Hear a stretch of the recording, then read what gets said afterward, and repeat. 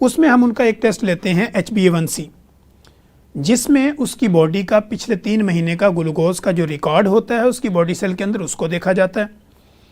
इसके अलावा हम उसका एक RFT टेस्ट कराते हैं जो रीनल फंक्शनल टेस्ट होता है, और एक हम उसका CBC टेस्ट करवाते हैं ताकि ये हीमोग्लोबिन की शॉर्टेज ना हो या इसकी बॉडी के अंदर कोई और वीकनेस ना हो या कोई इन्फेक्शन ना चल रहा हो।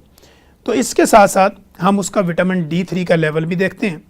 लेकिन अगर कोई पेशेंट इस कंप्लेन के साथ रिपोर्ट होता है कि उसको शुगर कई सालों से है और वो पेशेंट क्लिनिक पे आके ये कहती है या कहता है कि सर मैं कभी कभी गोली खाती हूँ या कभी मैं इंसुलिन लगा लेती हूँ या कभी मुझे कोई दवाई लिख देता है, कभी मुझे कोई दवाई लिख देता है, तो मैं कभी गोली खा लेती हूँ कभी नहीं खाती, मुझे पता है मेरी शुगर बस कंट्रोल रहती है। तो ऐसे पेशेंट का हम टेस्ट की जब इन्वेस्टिगेशन में जाते हैं तो हम उसकी फास्टिंग ग्लूकोज को देखते हैं, रैंडम ग्लूकोज को देखते हैं, HbA1c करवाते हैं, इसी तरह उसकी फास्टिंग इंसुलिन को देखते हैं, फिर हम उसके हुमा IR टेस्ट जो है वो भी उसका करवा लेते हैं, उसके लिपिड प्रोफाइल करवाते हैं, कार्डियक एंजाइम करवाते हैं, और इसी तरह उसके रीनल फंक्शनल टेस्ट करवाते हैं, उसका LFT करवाते हैं। फिर उसके अलावा हम उसकी बॉडी के अंदर उसकी बॉडी के ऊपर आने वाली जो कॉम्प्लिकेशंस होती हैं इन सब को मेंटेन करते हैं अपने क्लिनिकल एग्जामिनेशन में। फिर जाके ये डिसाइड करते हैं कि अब इस पेशेंट को कौन सी मेडिकेशन करनी है, इसको इंसुलिन पे डालना है या इसकी लाइफ मॉडिफिकेशन करनी है या इसकी डाइट हैबिट्स को चेंज करके इसकी ज़िंदगी को आसान बनाना है और इसकी लाइफ को सिक्योर करना है। अब जब ये इन्वेस्टिगेशन हो जाती है, उसकी रिपोर्ट और रिजल्ट हमारे सामने होते हैं, फिर हम पेशेंट को 2 तरीके बताते हैं। नंबर 1 ये होता है कि आप बगैर दवाइयों के अपने आप को कैसे ठीक कर सकते हैं।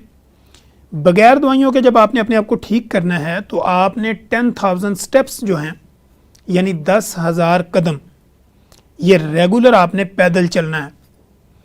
कंटिन्यू पैदल चलने का नाम एक्सरसाइज है या वर्जिश है या फिजिकल एक्टिविटी है। जब हम ये सवाल करते हैं तो पेशेंट आगे हमें क्या कहता है, वो कहता है डॉक्टर साहब मैं बड़ा काम करती हूँ घर का, या अगर कोई मेल है तो वो कहता है मैं मार्केटिंग करता हूँ, मैं चलता फिरता रहता हूँ, लिहाजा मेरे इतने स्टेप्स हो जाते हैं। और मेरी तरह लोगों ने अपनी रिस्ट के ऊपर ये वॉच बांधी होती है जिसमें ये आपको अपने स्टेप्स बताती है। मैं अगर यहाँ से वॉशरूम जा रहा हूँ तो भी ये काउंट करती है, मैं अगर गाड़ी से निकला हूँ ऑफिस जा रहा हूँ, ऑफिस से निकल के गाड़ी में जा रहा हूँ तो ये स्टेप्स को काउंट करती है। तो इस स्टेप्स के ऊपर मैं और मेरे मरीज़ खुश रहते हैं।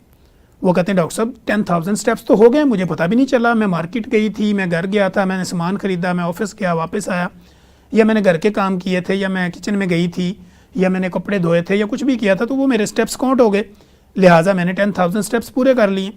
लेकिन उसके बावजूद भी मेरी बॉडी पे कोई इफेक्ट नहीं हो रहा।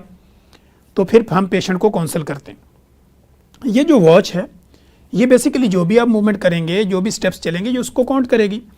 लेकिन चूँकि कंटिन्यू लगातार मुसलसल 10,000 स्टेप्स 10,000 कदम का मुसलसल पैदल चलना बगैर किसी ब्रेक के, इसको हम वॉक कहते हैं, एक्सरसाइज कहते हैं। इसका इफ़ेक्ट होता है आपकी बॉडी के ऊपर, इसका बेनिफिट होता है आपके बॉडी सेल के ऊपर, आपको ऑक्सीजन मिलती है, आपकी ब्लड सर्कुलेशन बेहतर होती है। ये सारे मामला तब होते हैं जब आप 10,000 स्टेप्स, अगर हम 10,000 कदम को कैलकुलेट करें आज के दौर के अंदर अगर ट्रैक के हिसाब से, तो ये तकरीबन कोई 6 to 7 किलोमीटर बनता है।